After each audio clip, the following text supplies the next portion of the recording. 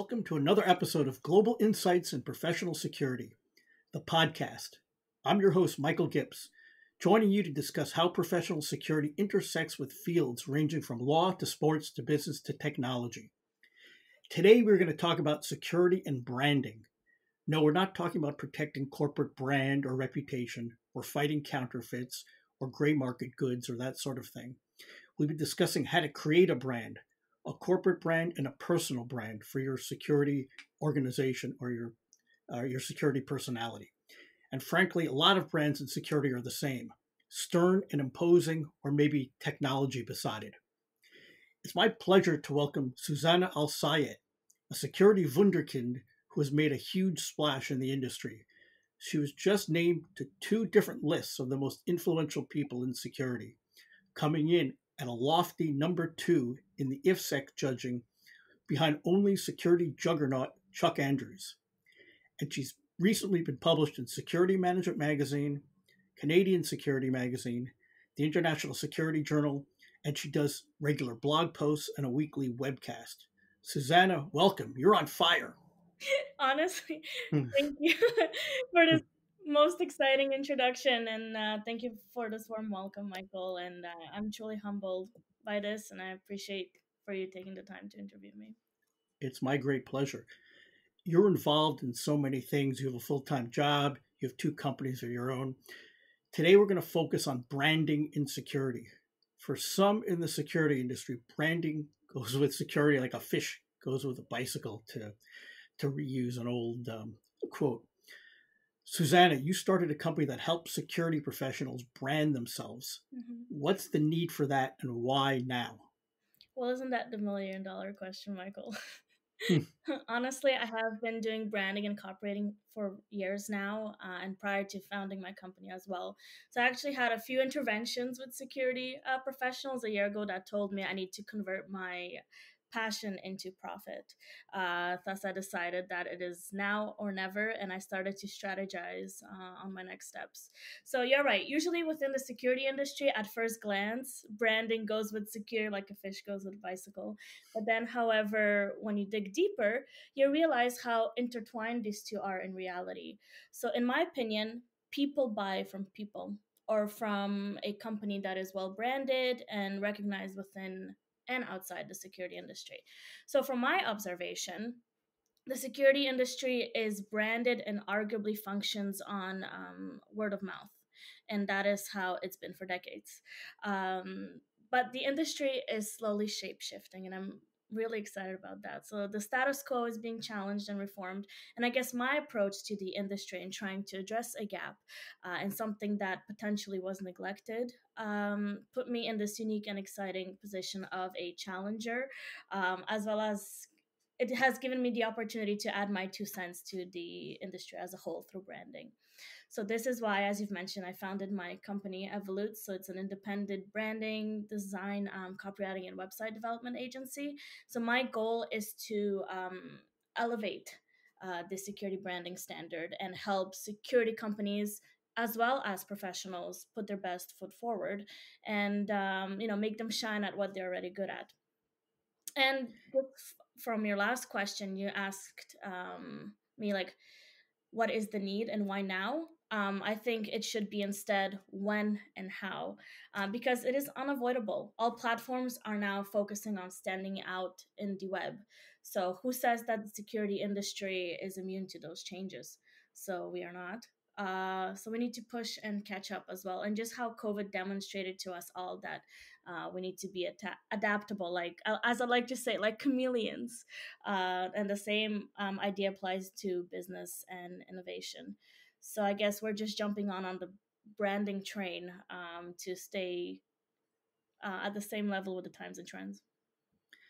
Very thorough and interesting answer. Thanks. 2 words jumped out at me in that answer. And you probably won't guess what they are, but, well, you might. Intervention being one. I think that's fascinating because you really do have to sort of say, no, no, no, this is not the way to go. We need to train you for sort of the next generation. Mhm. What you did yesterday is not going to work today or tomorrow. And the other word being a challenger, you do kind of make yourself, you're sort of challenging the ancien regime, as they would call it, sort of the old guard, the way of doing things. And you're a young person, you got a fresh perspective on things, and I think that's a pretty good way of looking at it. I think it's an appropriate way of looking at it. So that leads me to the question of what kind of reception have you gotten, both from people who are sympathetic and people who are maybe say, "Oh, what's this branding thing?" So that's another good question, Michael. So I've had mixed reviews at the beginning, but mostly positive. So I'm very, very grateful for that. To this day, I'm still surprised at the time that people are taking out of their day to read, listen, watch, reply, and like, and even engage with my not comment content. And it's still a surreal experience. I have received hundreds of emails and messages of support, but on the other hand, I have also received several anonymous emails and messages that were targeted to ensure that I feel sad or discouraged after reading them. And so I guess in that moment when these occurrences were happening, I realized something about this entire branding adventure that I've hopped on is that even if I have the best and purest intentions with my work and content, at the end of the day, I know I will not have the ability to make everyone happy. And so I have to stick to the positives and to the process, the positives of the process, and direct my energy into that direction. That's a good attitude. I'm sorry you've had that experience. I can't say it shocks me. Um, it does surprise me a little bit. It doesn't shock me, but I'm glad. Thank you for sharing that with us. And you usually hear, like sort of only the good things and the positives. And I appreciate it takes some courage to say you've gotten some pushback. And I guess that's what happens when you're a challenger, right? It comes with the But territory. it comes with the territory. And personally, I always marvel at the kind of response you have on social media. I follow your posts on mostly on LinkedIn, and you put something down there, and you're always sort of vulnerable and straightforward, and the outpouring of responses and support and praise for what you do and how it helps people is just is mind boggling. Have you opened up the eyes of any previous skeptics? Someone who maybe at first was like, "No, this is not for me," and said, "Oh my God, you've really opened my eyes." So I don't know if I actually have.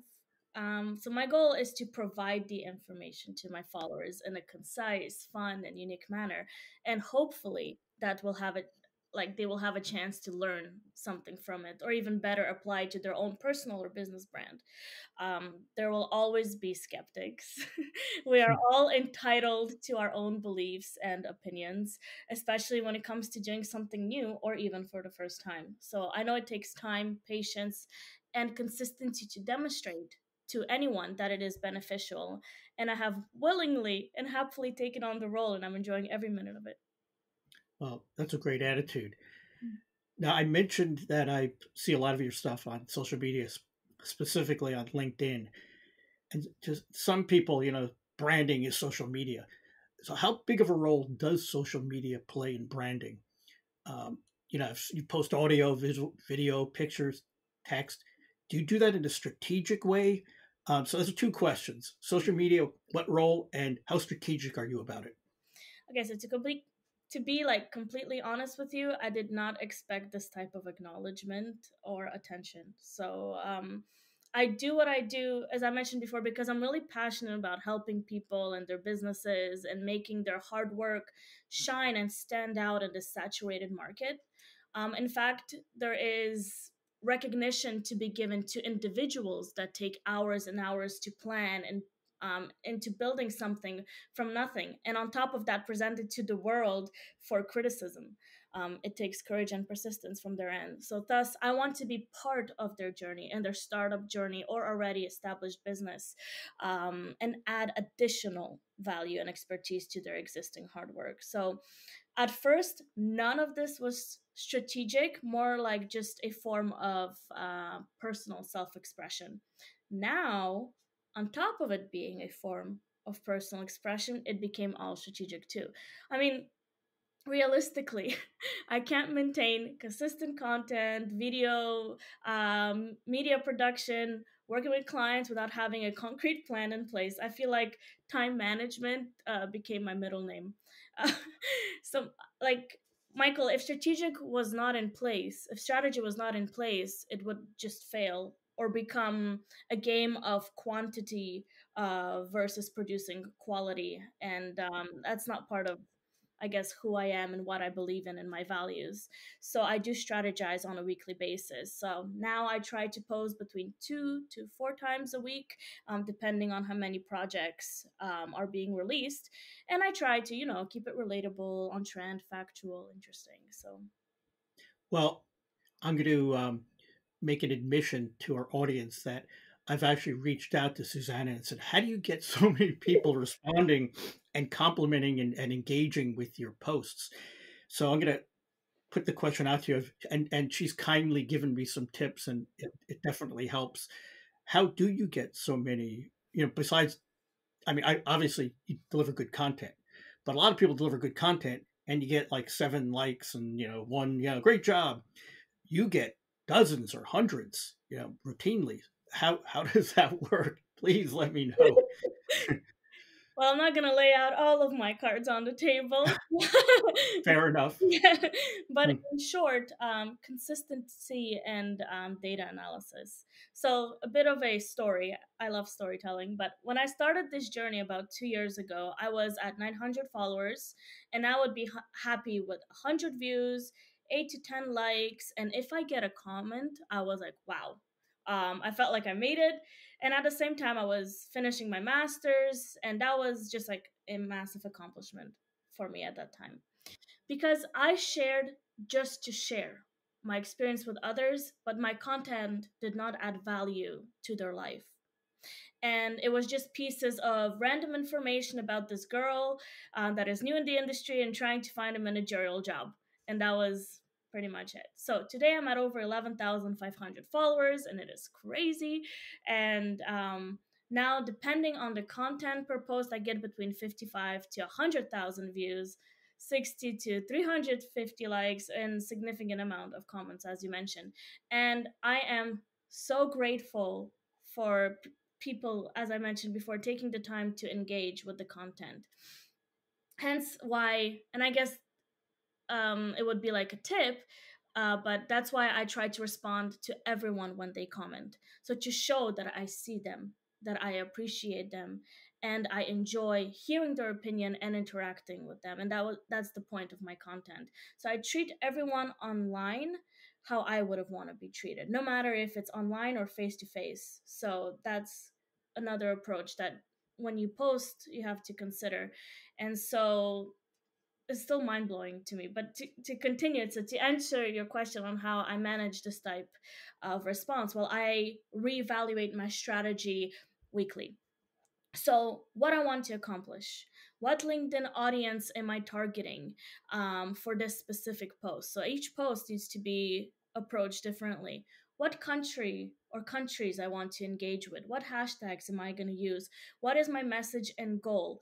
Type of content. Is it simply copywriting, or am I adding an image and video? And so this happens weekly. So, because why I do this weekly and why I suggest everyone to do this weekly is because everything changes in a week, and I personally need to adapt to those changes in order to stay relevant. I don't have a magic wand. I wish I did, make my life much simpler. And yes, it is darn time consuming, and I have to read a lot and understand what my followers want to see.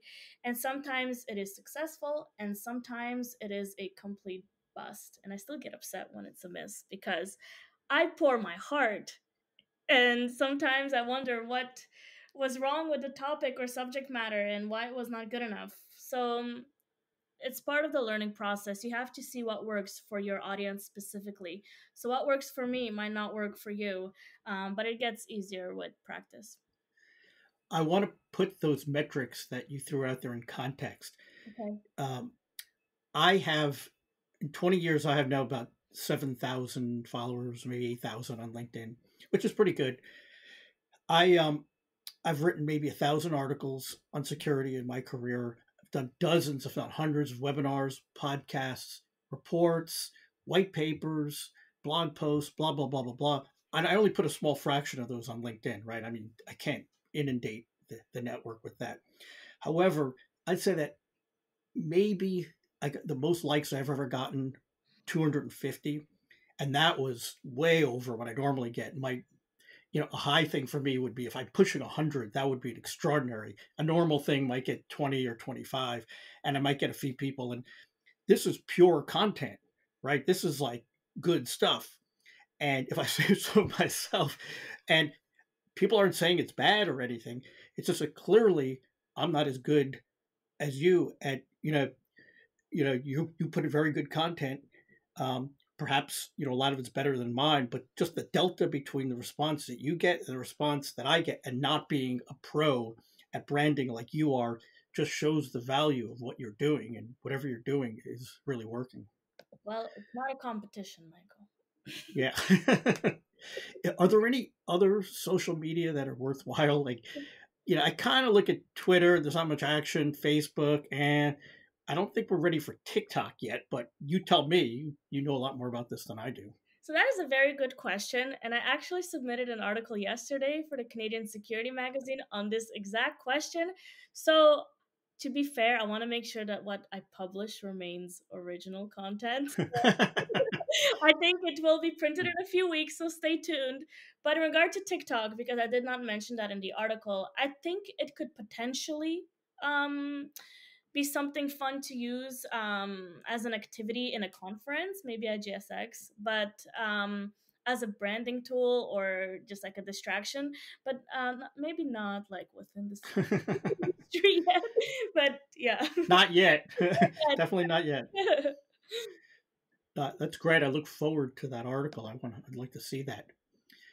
Okay, so tell us about other key components of branding. We talked about social media, original content, your company website, speaking engagements, things like that.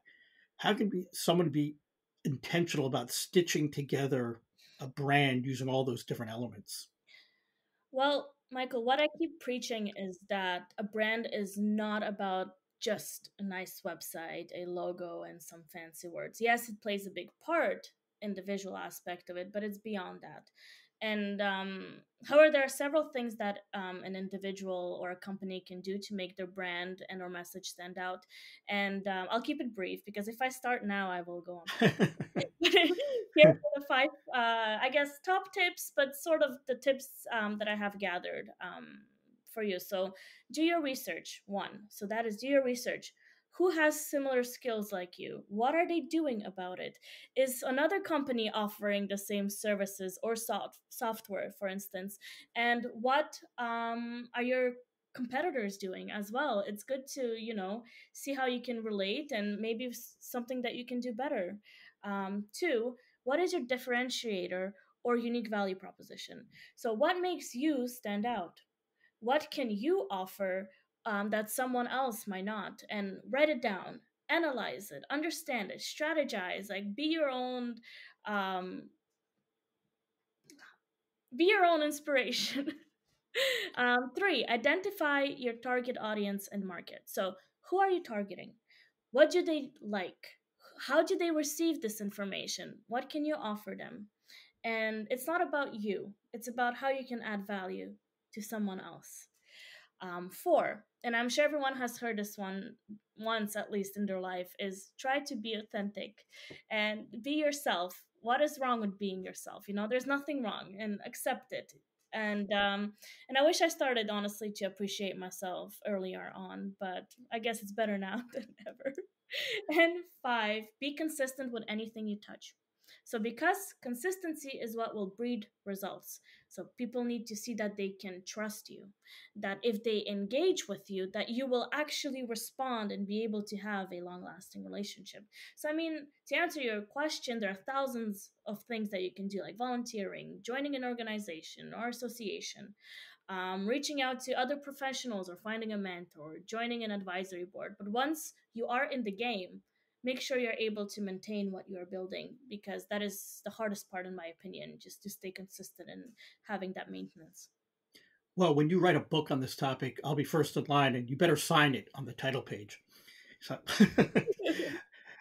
so funny because you mentioned you lead me to another question about how you have to be authentic.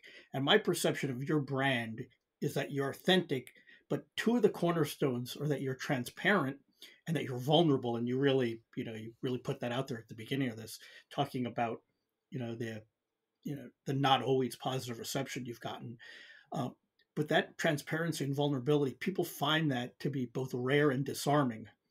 You won't find too many FBI ex-FBI directors who are putting their heart on their sleeves. For, and just for the record, the I don't want to leave you hanging. The other two cornerstones that I see of your brand are the kind of diligence you put into your work that's reflective of your gymnastics career, um, and you are a very high performing athlete, and the prolific content generation and thought leadership that you provide. So that's just an aside. Comment on the transparency and vulnerability part, or whatever you want. Okay. So I'm actually really happy that you're associating my brand with transparency and vulnerability. So I guess I'm doing something right then.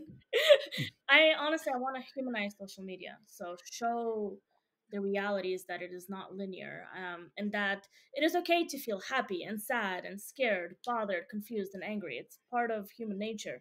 And it is a risky approach. I'm not gonna lie, like not something that we are accustomed to in our industry. But I feel like in the past years, many security professionals have been posting along the same lines as myself.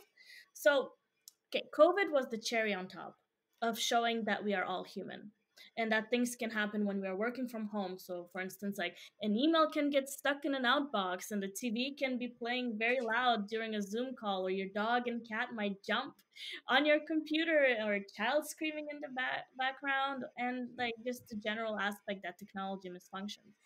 So another story is that a few years back, my dogs barked in the background during a team meeting that I had at 7 p.m.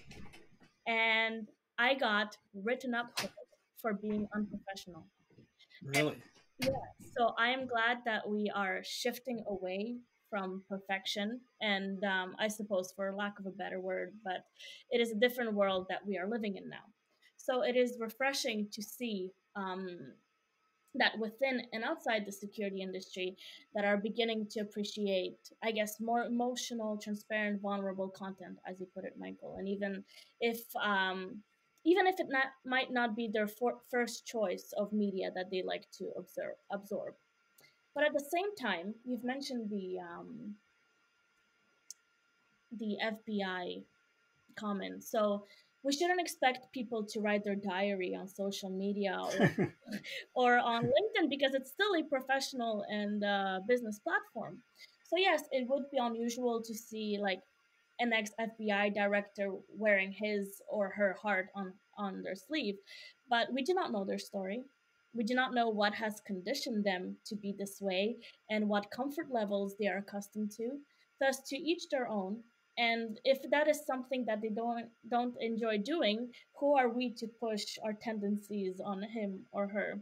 And so you mentioned also um, my gymnastics. So I guess where I see my gymnastics career and my personal experiences, discipline, and stubbornness, and I guess leadership come through is through this. So I will always try to put myself in other people's shoes. I understand how someone might think and receive the information that I am writing or recording for them, because not everyone can understand or can see exactly the way think, like for instance the way that I do. So how can I facilitate that experience for them and simultaneously make it enjoyable? So as I've mentioned to you before during our personal conversations, is that English is my fourth language, and to this day I still struggle to understand some words or some sentences, and sarcasm is alien to me. I will never understand sarcasm. And that is how I approach my content, sort of like an international experience, so that different groups of people from different cultures can understand and relate to. That's great. Those are very profound insights. It's funny, as you were mentioning that you got in trouble, my wife was letting the dog into the office because he was waiting patiently outside to come in because he likes to sit next to me. So You see? we're all good. uh, this has been great stuff. Any other last insights you'd like to leave us with, or should we, give us how to follow you on social media, or what do you want to leave us with? Okay, so I mean, I love talking about this, as I said, so we can keep going and keep going. I think it's a very open-ended subject. Um, as I said before, I've never planned to find myself where I am today, but I feel very fortunate and grateful and wouldn't trade it for anything. But there are a few things that I would like to say. So, whoever is listening, if you're planning on beginning to work on your brand, whether it's personal or on your company brand, understand that these things take a lot of time, resources, and eventually capital to realize your vision. It does not occur overnight, might take months or even years. And if you do not see the results immediately, do not give up or think that it is not for you. So, because in my experience, it is the ones that stay on, like, I don't know how to say it properly, but on the road or on their path, that they will see the results that they want to attain. So if you're planning to embark on this journey, and if there's anything that I can do through Evolutz for you or for your company, please do not hesitate to contact me directly through my LinkedIn, or Evolutz website. It will be my pleasure to help. But if you're looking for one of my recent resources on how to start your own security startup, and actually, Michael was part of the article as well, for security management. It's called An Uphill Climb: The Realities of Launching Security Startup. So that would be, I guess, my short insight, Michael. Just if anyone needs help, it'll be my pleasure to help. Excellent article, if I say so myself. Suzanna, thank you so much for your passion and your wisdom, and congratulations again for being such a powerful change agent in our industry. And thank you for your unconditional and continuous support, Michael. You are someone I hold in a very high regard and look forward to further collaborating with you in the near future. And thanks for making me part of your podcast. It's an honor. Well, if you're not watching this on YouTube, I'm blushing. Okay. So thanks again. Bye, everybody. Goodbye.